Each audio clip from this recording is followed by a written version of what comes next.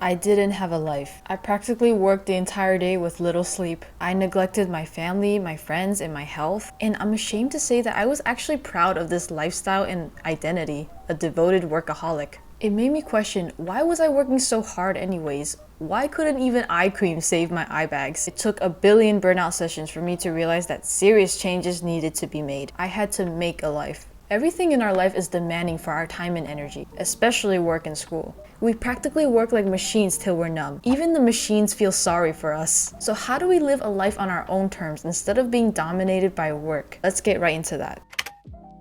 I started off by figuring out what life areas I wanted to pay more attention to and focus on. For me, these are these life areas here. I go very specific on my life areas. For each life category, I write down specific action steps I want to take in order to make progress on that life area. For example, in my health category, these are some action steps I made. I have all of these written down in an Excel sheet under each life category. I usually do a weekly review to see if I had completed my goals or made progress on it. And I also give a rating out of 5. I had made a video on this by using a life balance wheel to track all of these areas. Here's what my ideal day looked like. I'm going to go in chipmunk mode and say this really fast, so bear with me. Wake up feeling well rested, exercise, work on my MITs, exercise again, have a healthy lunch, walk, exercise again, call up friends, work on school assignments, guitar playing, Spanish learning, dinner with family, and then end of day routine ritual.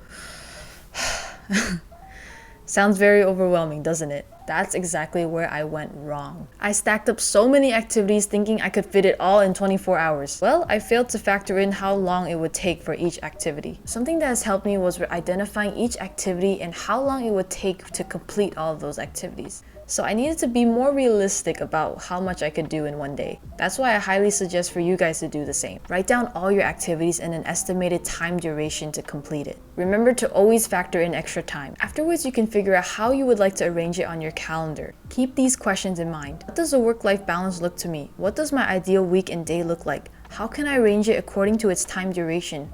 Are there things I need to cut out, or can I theme my days? We already know that fitting it all at once is practically impossible, so an alternative is to theme your days. Here's an example of how I theme my days. Notice on the weekdays I focus more on work and productivity, and then Fridays and weekends I reserve more for relationships and self-care. I feel less overwhelmed and it keeps things more exciting and fresh too. I follow my Google Calendar like it's the gospel. There's just something so powerful about time blocking and being reminded of the activities I set for myself. Not to mention when things go wrong or something spontaneously pops up, I could easily just move around the activities. But there's more to just time blocking. I get to schedule what matters most to me, my non-negotiables. You know, things I would still do even if the world was ending like 2012. So it's not just about time blocking on your calendar, it's about intentionally scheduling your priorities. Maybe you can use your long commute to catch up with a friend. Maybe you can replace your nighttime scrolling with family time. I know I'm asking for a lot. Sacrifice the nighttime memes. I used to just drop everything in my life in order to get more work done. But I realized I had it backwards. I should prioritize my health and family first before my work. So we shouldn't let work dominate us. In the end, you're choosing what activity to do right now, this very moment. Like watching me from this screen. Good choice.